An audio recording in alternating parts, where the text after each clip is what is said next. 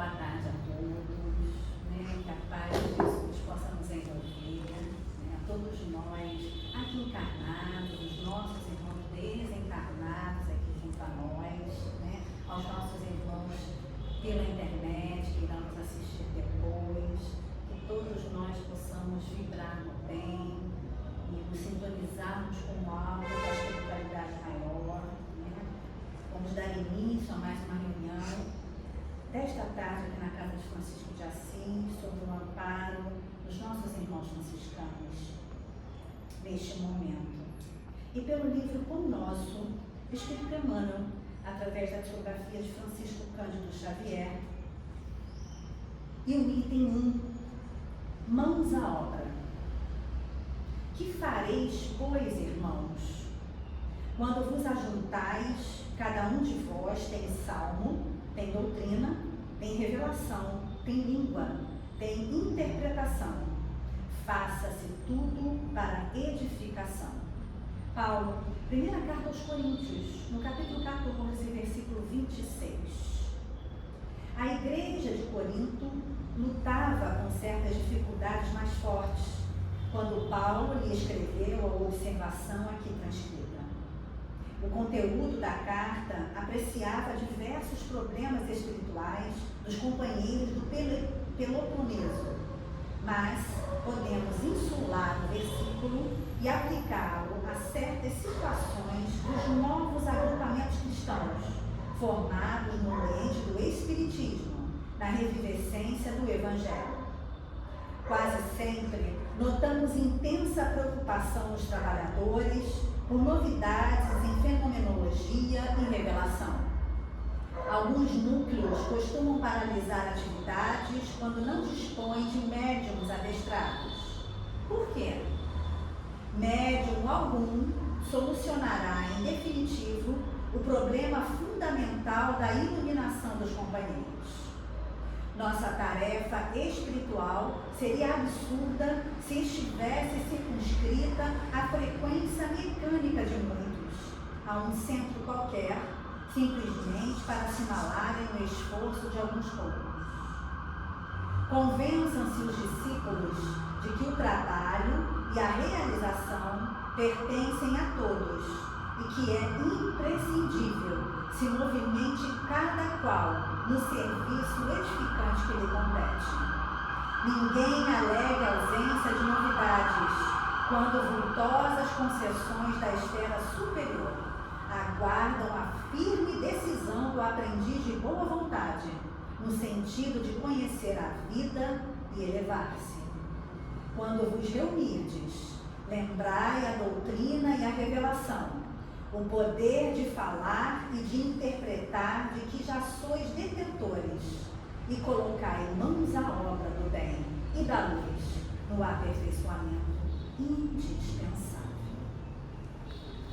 Só queremos agradecer por essa mensagem belíssima nesta tarde, envolvendo os nossos corações em muita harmonia, para que possamos nos fortalecer por dentro nesse serviço edificante que nos compete a cada um de nós, em nome de Jesus. E aqui então, damos a palavra à nossa irmã Terezinha, nesta tarde, sobre mediunidade gratuita. Com muito amor ela vem nos trazer essa palestra, né? Que Jesus nos abençoe, a abençoe e ela seja envolvida pelos bons amigos espirituais. Paz e bem a todos nós.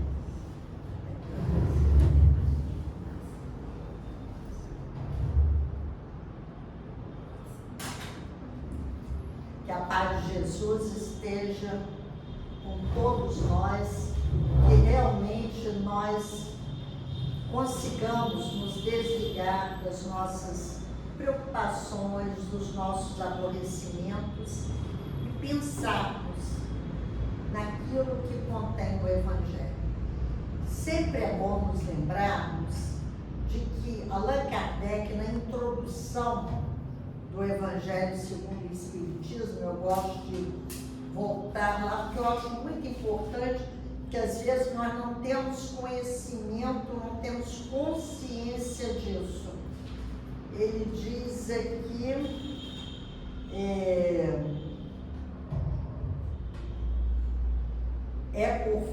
né, entre outras coisas que exigem o nosso aperfeiçoamento moral, tal, entre outras coisas, acima de tudo, o caminho infalível da felicidade a conquistar. Uma ponta do véu erguido sobre a vida futura. É essa parte que constitui o objetivo dessa obra. Então, Kardec se preocupou aqui não em desfazer dúvidas teológicas, em discutir milagres, mistérios,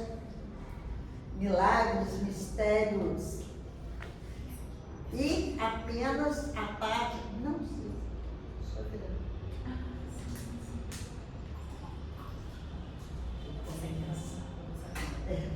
economiza. Então, é importante nós lermos os evangelhos nessa interpretação que a doutrina espírita nos dá, porque existem muitas passagens que para nós ficariam talvez até truncadas, enigmáticas, se não considerássemos a visão espírita.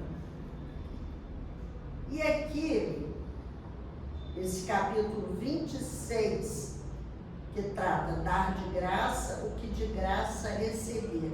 É uma passagem que está em Mateus. Curai os enfermos, ressuscitai os mortos, limpai os leprosos, expeli os demônios, dai de graça o que de graça recebeste. Então nós vemos que são coisas que até hoje os religiosos fazem. Existe a mediunidade pura, existe aquelas reuniões até mesmo nos hospitais, ajudando ali aquelas pessoas, se for necessário, ter um pouco mais de tempo de vida, expelir os demônios.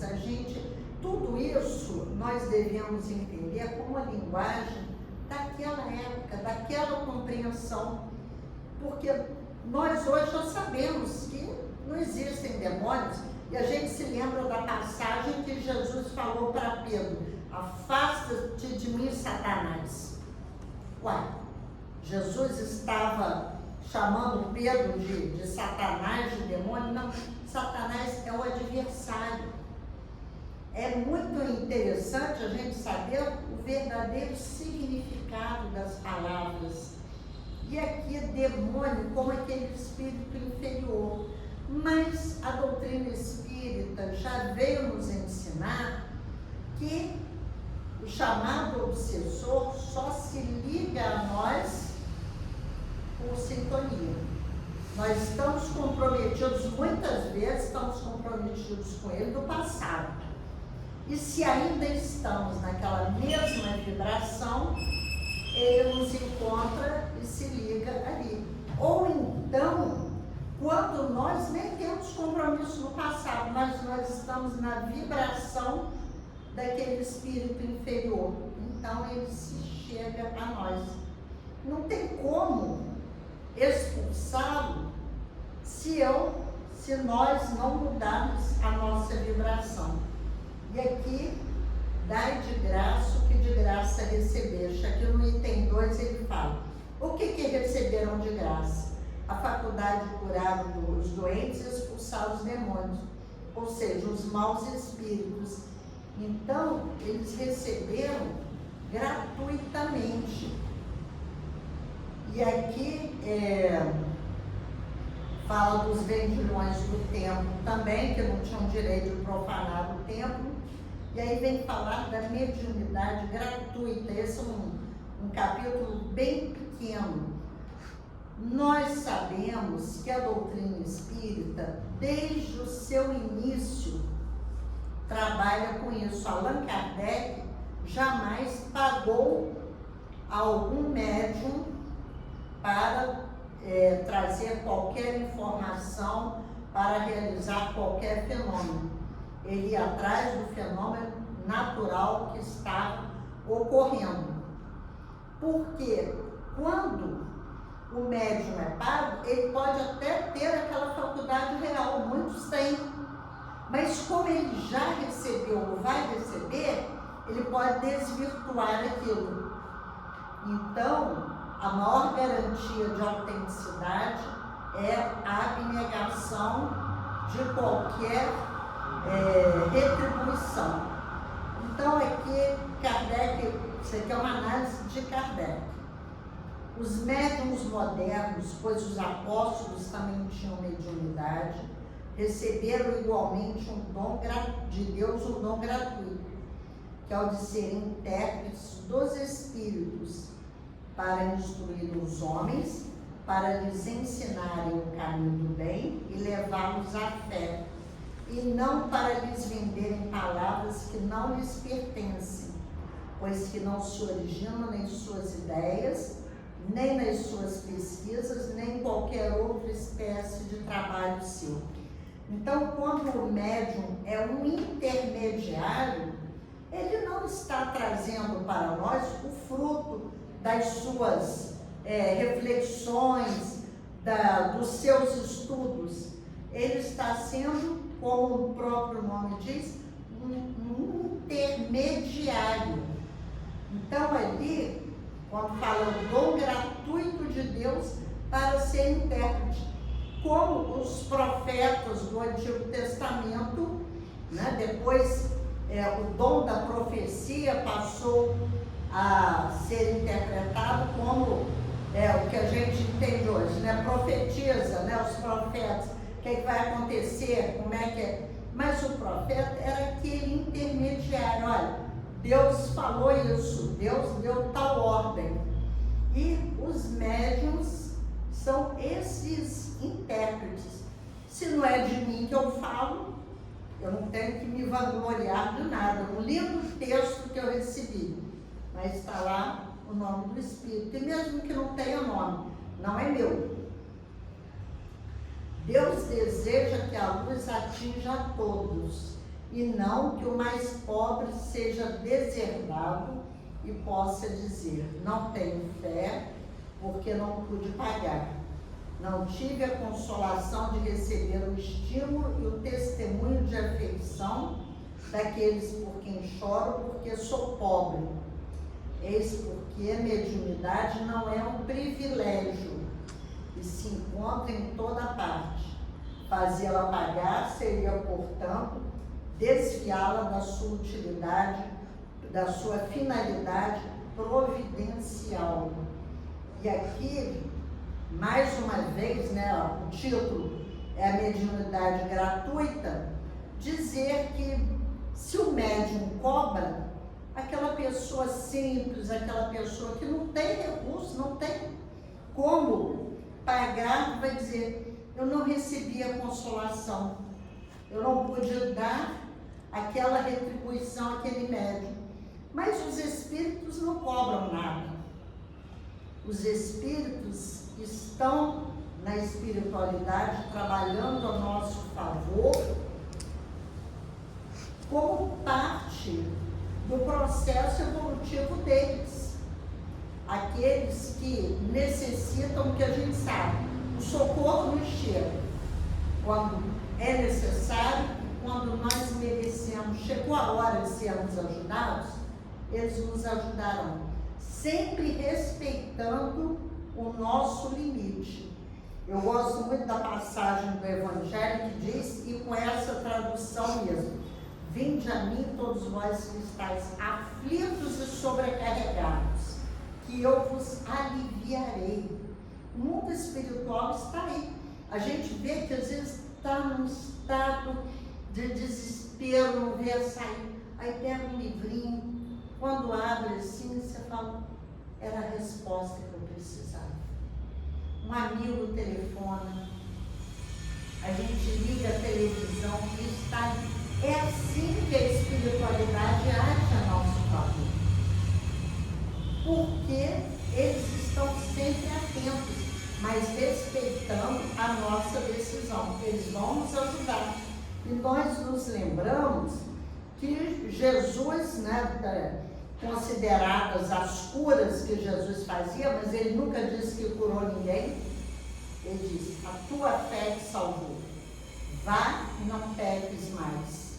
Sempre era a fé da pessoa que havia resolvido aquele problema dela, porque já havia chegado no seu ponto de saturação. Acabou aquela prova, aquela expiação que ela tinha que passar. Então venceu. E a gente se lembra que nem todos que Jesus curou ficaram curados. Porque hoje os médicos, os estudiosos já estão pesquisando, já chegaram à conclusão de que a maioria das doenças está na alma, está no espírito. Eu sou uma pessoa que me irrito com facilidade, e aí eu saio brigando, aí dá dor no estômago, dá dor na garganta, dá dor no estômago. Claro, eu somatizo no corpo o meu estado emocional. E aí eu vou pedir a espiritualidade que me ajude. Aí tem aquela famosa frase, né? Ajuda-te que o céu te ajudará. O quanto nós estamos fazendo a nossa parte. Quantas vezes surgem médiums fantásticos. Olha, em tal lugar está uma pessoa fazendo curas, fazendo cirurgias, aí junta aquela gente, né? Uma aglomeração.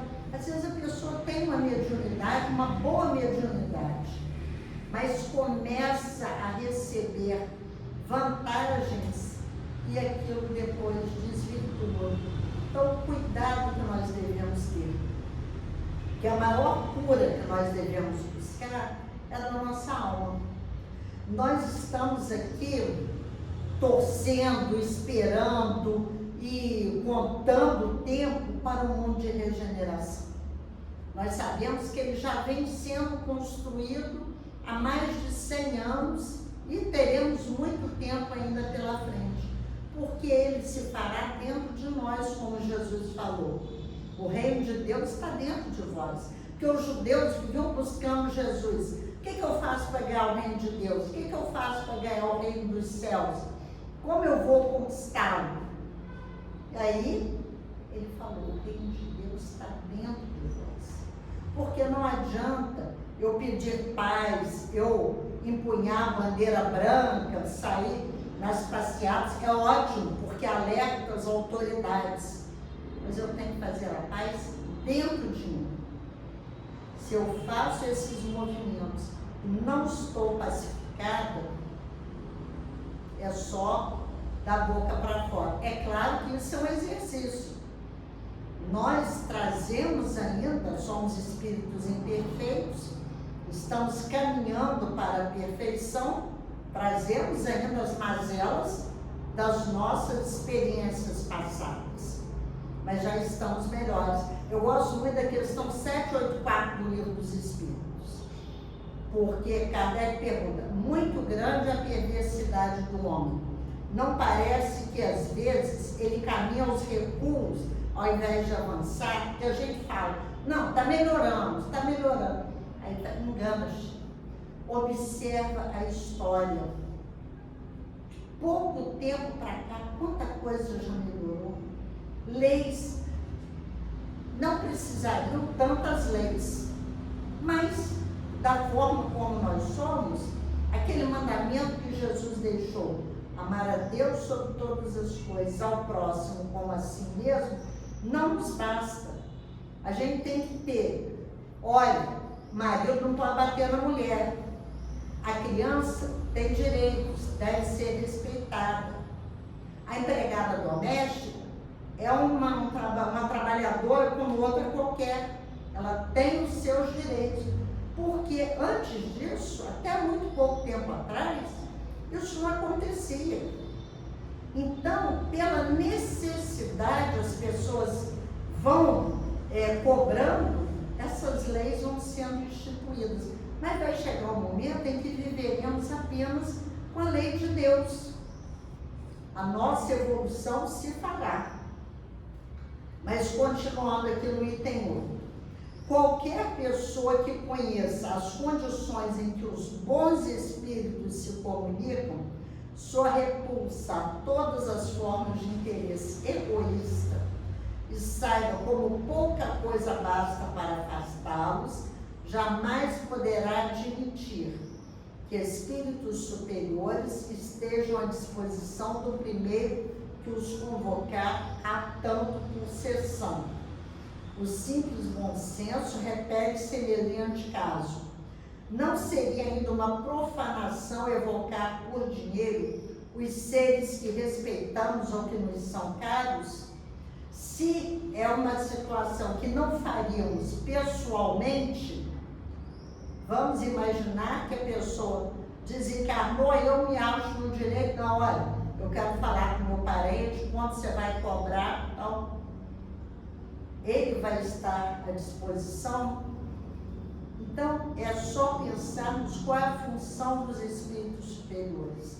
Allan Kardec, quando começou a se interessar por esse fenômeno das mesas girantes, ele diz, está lá em Obras Póstumas, que ele entendeu que os espíritos não eram todos iguais. Pelo simples fato deles darem uma resposta, uma comunicação, eles eram seres inteligentes. Mas que nem todas as respostas eram confiáveis. Porque, tanto que ele estabeleceu a escala espírita, que está nos itens 100 a 103 do Livro dos Espíritos. Dividimos os espíritos imperfeitos, bons espíritos, puros espíritos. Lá os imperfeitos têm várias categorias e os puros é uma só. Então, por aqui nós vemos quando o espírito começa a dar resultado de loteria, dar sugestão de negócio, se envolve nas nossas questões pequenas, a gente já percebe que não é um espírito sério. Porque o espírito superior, ele visa ao bem geral, ele visa ao equilíbrio, ele não tem tempo a perder, ele está ali para fazer a sua parte, ajudando a evolução daquele grupo, se o grupo aceitar. Se o grupo também não quiser, eles não violentam o nosso livre-arbítrio. E aqui, lá no fim, ele fala: aquele que deseja comunicações sérias deve primeiro procurá-las com seriedade, esclarecendo-se quanto à natureza das ligações do médium com os seres do mundo espiritual. Tem também em Obras Póstumas uma comunicação ali, que Kardec pergunta ao espírito se ele poderia se utilizar de determinado médium. Ele disse: olha, é melhor não, porque ele e o espírito que o assiste são levianos, não são de confiança. Então, aqui, ó, ligação do médium com o mundo espiritual. Qual é a diretriz que esse médium recebe? E aqui continua: ora, a primeira condição para se conseguir a boa vontade dos bons espíritos é a que decorre da humildade, do devotamento e da abnegação, o mais absoluto desinteresse moral e material. E aí a gente pensa: humildade, devotamento, abnegação. Aquela pessoa que vai servir, que vai trabalhar realmente visando atender, visando socorrer o próximo, e não com nenhum interesse, com nenhuma pretensão de lucrar com aquilo. A gente lembra exemplo de médium, não gosto nem de me referir a algumas pessoas como o médium fulano de tal. Porque, por exemplo, Francisco Cândido Xavier era um homem de bem, na verdadeira acepção da palavra. Era um médium, mas era também um ser humano, que olhava para o outro, que se interessava pelo outro, que tinha compaixão. Então, quando nós dizemos o médium fulano, nós estamos limitando ali a ação daquela pessoa. E lembramos da vida do Chico. O que o Chico fazia? Ele trabalhava. Porque isso é uma coisa que nós vamos ver aqui. Se o médium não tem do que viver, ele não vai viver da mediunidade. Ele que arruma qualquer ocupação para se estabelecer. Então, Chico tinha lá o emprego dele, trabalhava durante o dia, à noite ia atender no centro. Ficava até de madrugada ali atendendo. Várias curas foram feitas através do Chico, pessoas que às vezes nem chegavam a falar com ele, só de se aproximar, que dizem que só aquela vibração dele, aquela pessoa de bem, aquela pessoa que estava ali para levar conforto, para realmente consolar, emite uma energia positiva. Então, só isso já beneficiava a pessoa. Tem uma história da dona Aparecida Conceição Ferreira. Dona Cida, ela fundou o Hospital do Pênfilo em Uberaba. Então, ela, no início, ela não era espírita, ela mesma contou que ela estava com uma moça muito obsidiada. E alguém falou com ela do Chico, o Chico sempre ajudava ela e tal. Enfiaram a moça no Fusca e foram lá ver o Chico. Ela falou que chegou lá, olhou, não viu o Chico, viu o Castro Alves. Ela falou que nem pensou que Castro Alves tinha morrido, nem nada. Olhou aquilo, viu assim de gente, juntaram a moça e foram embora. Ela disse que no caminho, a moça que estava extremamente agitada, já voltou mais calma. Então, nós vemos que a pessoa que a sua energia já beneficia mesmo sem chegar perto. A gente lembra da mulher hemorroísta que tocou na veste de Jesus e que ele sentiu que saiu daí no benefício. Ele não teve intenção de tratar, mas era aquela energia que saía dali. A pessoa que só pensa no benefício maior das almas. Aí no item 9, eu dividi em duas partes aqui. Ao lado da questão moral, apresenta-se uma consideração de ordem positiva não menos importante, que se refere à própria natureza da faculdade mediúnica. A mediunidade séria não pode ser e não será jamais uma profissão. Não somente porque isso a desacreditaria no plano moral, colocando os médicos na mesma posição dos ledores da sorte, mas porque existe ainda uma dificuldade material para isso. É que se trata de uma faculdade essencialmente instável, fugidia, variável, com a qual ninguém pode contar. Porque a faculdade, ela pode ser tirada. Primeiro, quem tem a faculdade mediúnica não quer dizer nada quanto à sua elevação moral. Às vezes a pessoa tem um dom. Nós tivemos há pouco tempo, a gente não precisa de citar, um médium que várias pessoas disseram que foram até ele, receberam o tratamento, foram curados, mas se desvirtuou. Então, lhe foi dada essa faculdade, independente do uso que fizesse, mas como ele usou mal, esse dom lhe é tirado e vai sofrer as consequências da lei dos homens. Ninguém pode contar, por exemplo, você paga uma sessão, eu quero me comunicar com meu pai. Morreu há muito tempo, fulano é um grande médium, eu vou lá, quanto que é? R$50, seja lá quanto for. Tá, eu vou pagar. Ele tem que aparecer, porque eu paguei. Se não aparecer, a pessoa dá um jeito de mandar uma mensagem. Aí nós entramos naquele caso que o Zé Raul Teixeira, uma palestra dele muito antiga, recomendou cuidado, principalmente com a mediunidade da vidência. A pessoa diz, estou vendo fulano, estou vendo ciclano, aí você como é que é? Como é que está vestido? Porque ela pode dizer, não estou vendo nada claro. Então, para termos certeza, porque quando nós pagamos, nós não temos garantia de que receberemos exatamente aquilo que pagamos.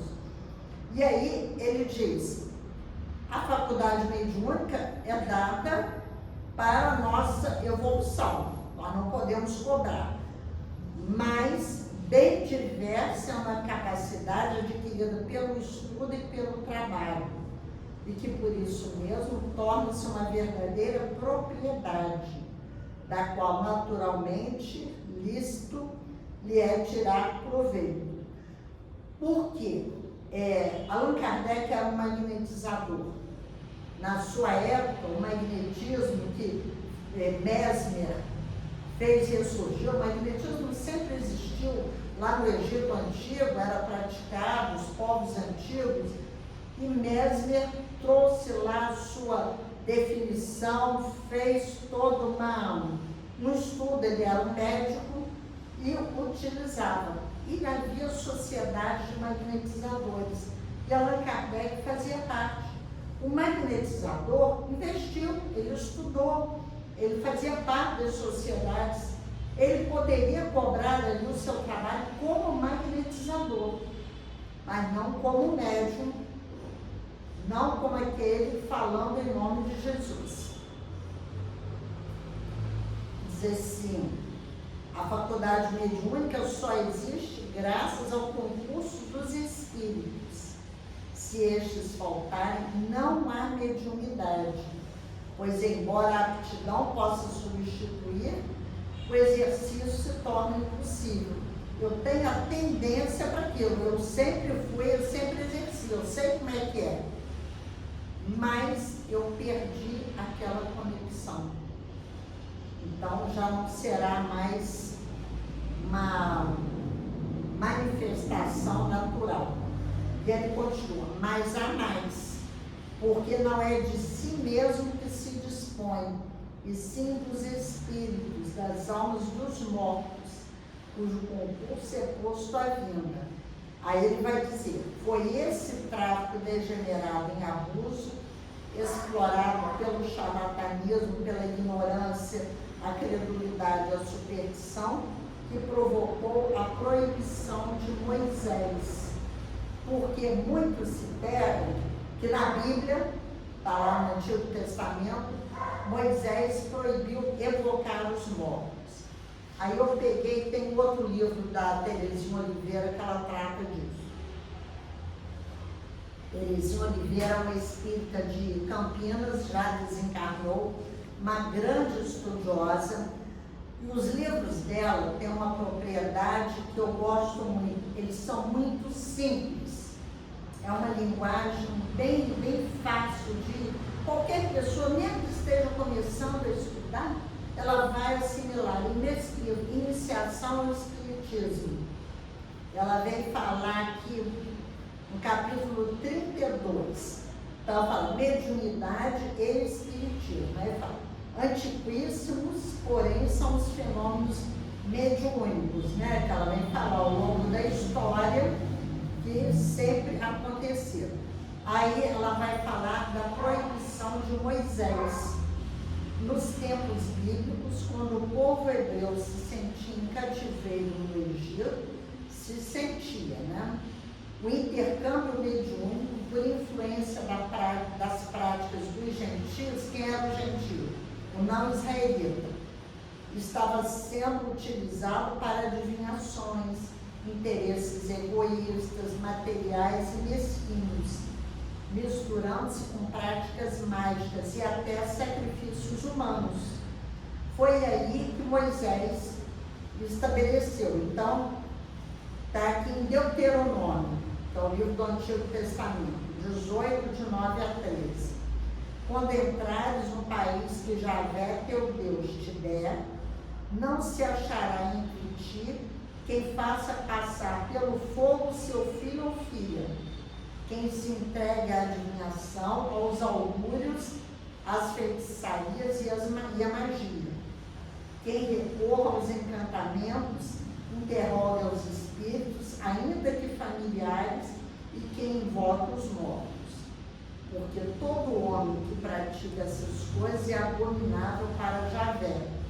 E é por causa destas abominações que Javé, teu Deus, vai expulsar estas nações da tua presença. Então, ele está proibindo estes sortilégios, essas adivinhações, porque os hebreus estavam convivendo com os egípcios, que eram politeístas e tinham vários deuses e praticavam essas coisas e assimilaram a sua cultura. Os judeus ficaram muitos séculos lá. Então, eles saindo do Egito, indo para a Terra Prometida, precisava de entrar na Terra Prometida com novos hábitos.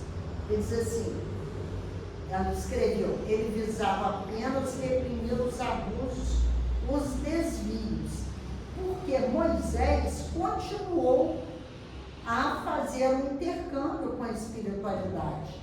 Ele se afastava e trazia as orientações de Javé, né, e Yahvé, como tem em muitos lugares, então ele continuava.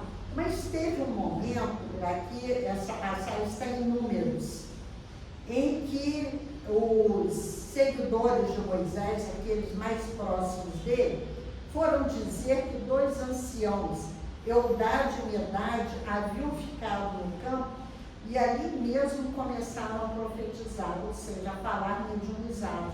Moisés tinha proibido. Então, eles disseram, ó, vamos proibir isso. E olha o que Moisés disse. A manifestação era verdadeira e necessária, embora ocorrendo fora dali do círculo de Moisés. Porque hás de ser tão ciumento a meu respeito. Provera Deus que todo o povo fosse feito de profetas e que o Senhor lhes desse o seu espírito. Então, ele não reprimiu, ele não repreendeu o Eldade e Medade que estavam profetizando.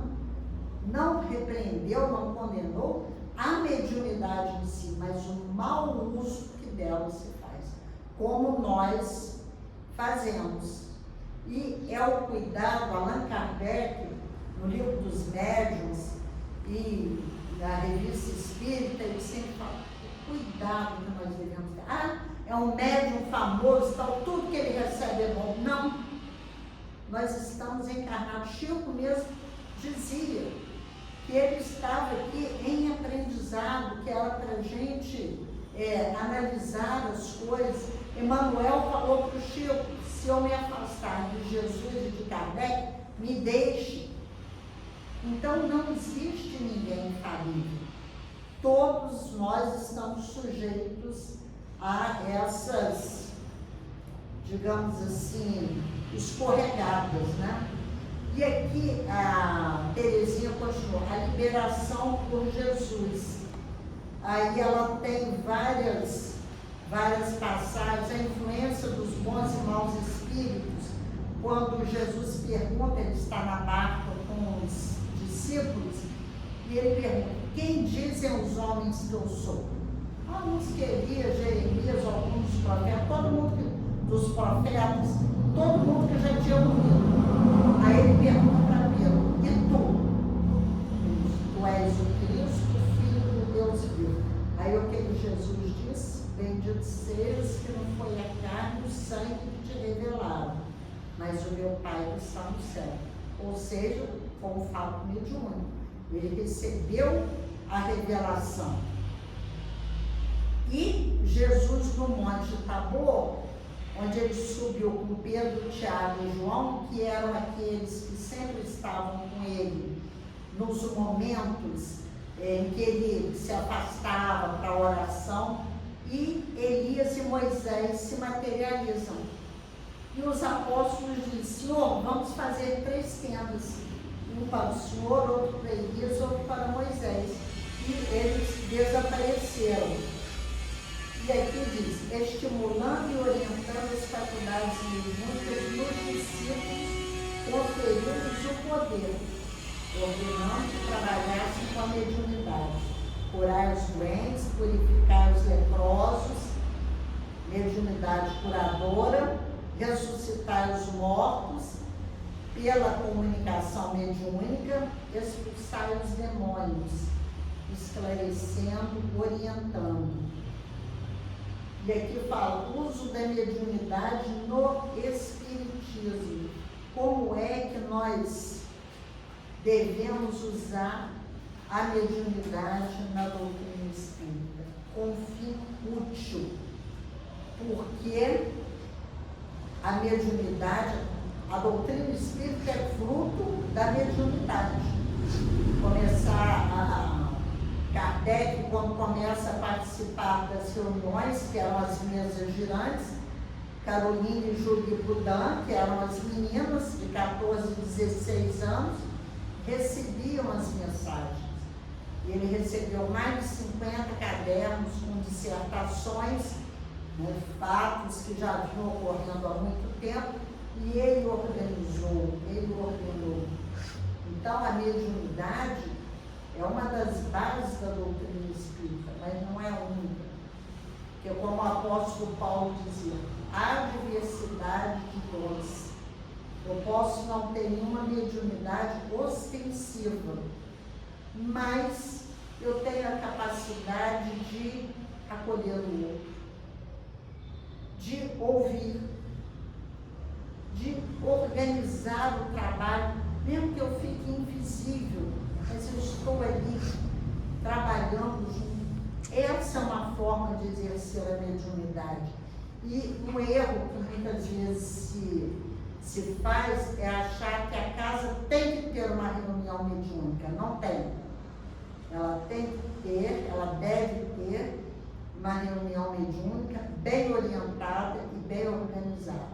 Se não tiver quem o faça, continue com as palestras.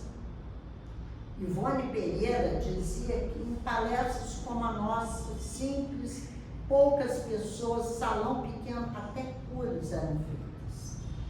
Porque aquela sintonia com a espiritualidade maior, como que assimilando isso que é dito aqui, principalmente o amor contido nessas páginas, o amor que Allan Kardec trabalhou para traduzir para nós os evangelhos. E quando nós nos ligamos nessa corrente de harmonia, nós nos tornamos melhores. Mas ele continua aqui.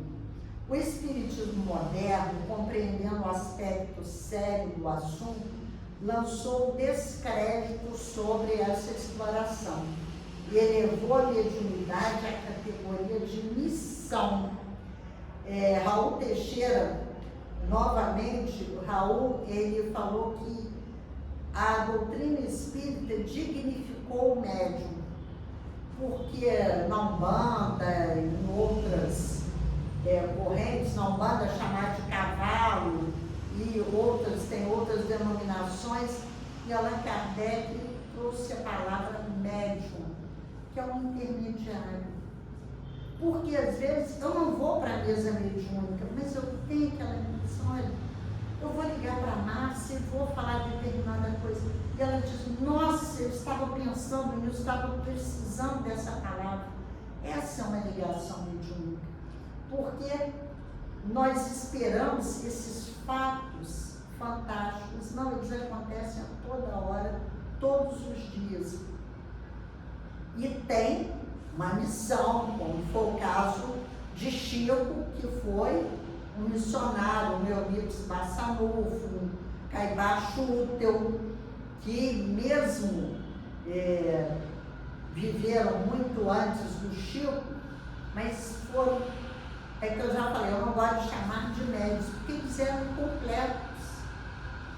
Tanto Eurípides quanto Caibá Chútel desenvolveram as duas asas, da intelectualidade e do amor, do serviço. Caibá Chútel tinha uma casa, um quarto na casa dele, para acolher as pessoas rejeitadas lá em Matão, no interior de São Paulo.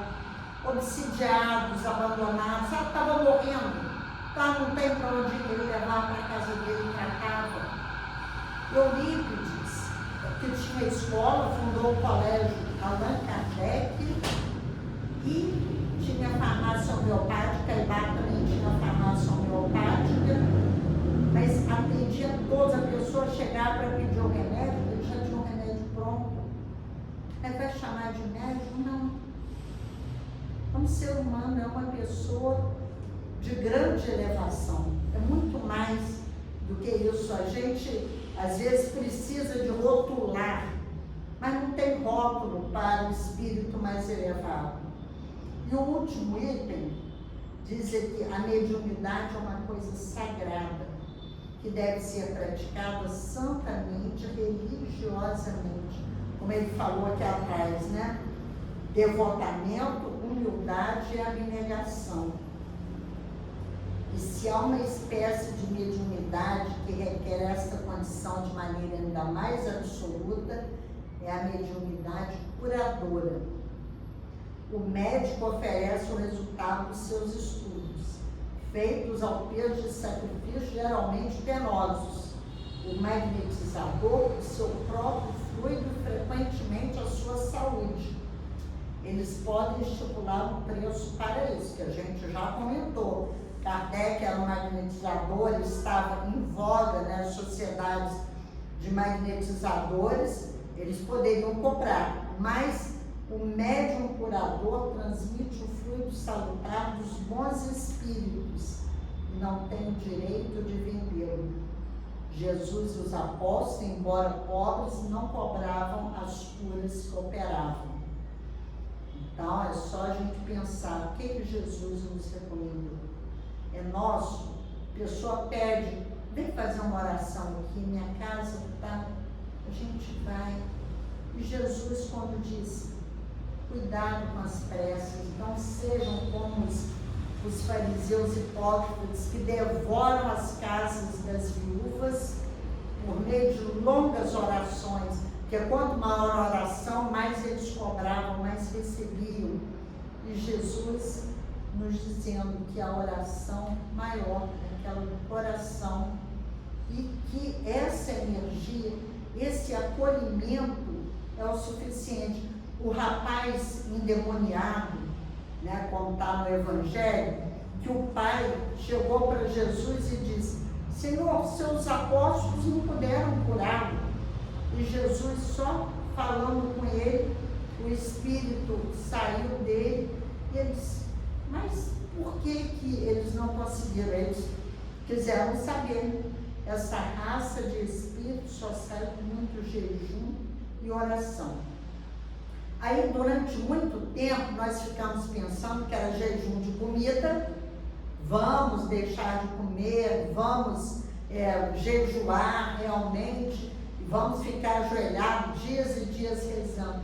Mas hoje, com a doutrina espírita, nós entendemos jejum das nossas paixões, dos nossos vícios, daquelas questões que nos infelicitaram durante tantos e tantos séculos. E oração deve ser um estado de vida. Não é que eu vou ficar o dia inteiro rezando, eu faço a minha prece de manhã, à noite, às vezes durante o dia, e a minha vida seja uma oração.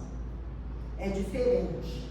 E aqui concluindo, que aquele, pois, que não tem o que viver, procure outros recursos que não os da mediunidade, e que não lhe consagre, se necessário, senão o tempo de que materialmente possa dispor. Os espíritos levarão em conta o seu devotamento e seus sacrifícios, enquanto se afastarão dos que pretendem fazer da mediunidade um meio de subir na vida. Tem vocês aqui, eu não sei se já ouviram falar do médium Peixotinho. Peixotinho foi aquela história, trabalhou muito com materialização lá no Centro Espírita, no Grupo Espírita André Luiz, tinha uma sala, um museu com peças de quando ele trabalhava com materialização. fez curas imensas, mas era uma pessoa do bem. Se tornou espírita, né? Era espírita, conviveu com o Chico. E Alcione Peixoto teve muitos filhos, era cearense, mas ficou radicado em Campos, aqui no estado do Rio. E a filha dele contou, está no livro Dossiê Peixotinho, que uma vez ele foi o intermediário da cura do filho de uma pessoa riquíssima de Campos. E Peixotinho tinha muitos filhos, era pobre, não tinha um carro. E a pessoa chegou, ele chegou em casa com um carro no pão. Ele disse assim, o que você me deu vale muito mais do que isso, que foi a vida do meu filho. E ele, querendo o carro, precisando para aquela família grande, e ele disse, eu não posso aceitar, porque não fui eu que curei o seu filho. Eu só fui esse intermediário. Então, são esses exemplos, né, tantos anônimos que nós conhecemos, que trabalham no bem, que nos mostram que o sentimento maior é o que vale. Que nada de espiritual pode ser comercializado, trocado pelo dinheiro. E quando nós falamos do sentimento maior, do amor, do acolhimento, nesse mês de setembro, vamos nos lembrar do Setembro Amarelo também. Ontem, no programa da Rádio Rio de Janeiro, Sorriso de Esperança, nós falamos lá o telefone do CVV 188, e André Trigueiro, que tem, além de ter o livro Viver é a Melhor Opção, André Trigueiro sempre teve um envolvimento muito grande no CVV. Ele diz, não é esperar a pessoa chegar ao ponto de pensar em suicidar. Quando começar uma certa melancolia, uma certa inquietação, ligue, converse, se abra ali, busque as casas espíritas que têm o atendimento fraterno, busque um médico profissional da saúde, porque nós estamos aqui para nos acolhermos, para nos ajudarmos. Que o momento, o outro está ruim, no momento seguinte pode ser eu. Ninguém sabe. Nós estamos nesse movimento, nessa roda da vida, para aprendermos a nos amar, né? A Deus sobre todas as coisas, ao próximo, como a nós mesmos, nos reconhecermos filhos de Deus, criados simples e ignorantes, e que caminharemos todos, estamos todos caminhando para a perfeição, para a harmonia, para a felicidade. Agradeço sempre a doutrina espírita, a toda a espiritualidade que nos ampara, e que esta casa seja sempre amparada e abençoada.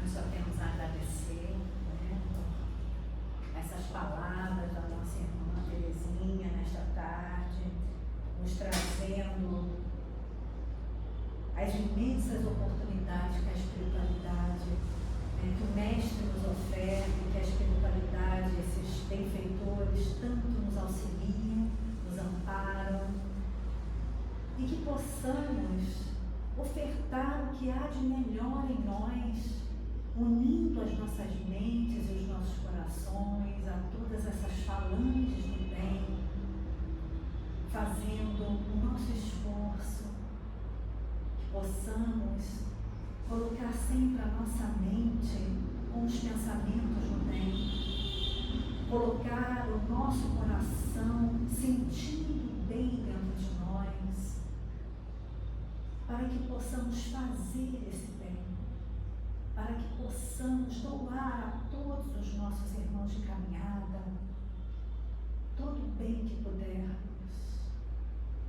que possamos fazer sentir no coração de cada irmão nosso em sofrimento o quanto eles possam receber essas bênçãos e seguirem sempre o caminho da fraternidade, da confiança, da esperança. Que a paz do Divino Mestre envolva cada um de nós ligados neste momento, nesta tarde, à casa de Francisco de Assis. Que sejamos fortalecidos nesse propósito de disseminarmos o amor, a caridade, que é o amor em ação, aonde estivermos. Que as nossas mentes estejam sempre ligadas ao alto, ao nosso Mestre amoroso. Que possamos então permanecer na tua paz, Mestre, na tua luz. Que todos os nossos irmãos, em sofrimento, em dor, aonde estiverem, recebam nesse instante os bálsamos benfazejos, alimentando-os por dentro,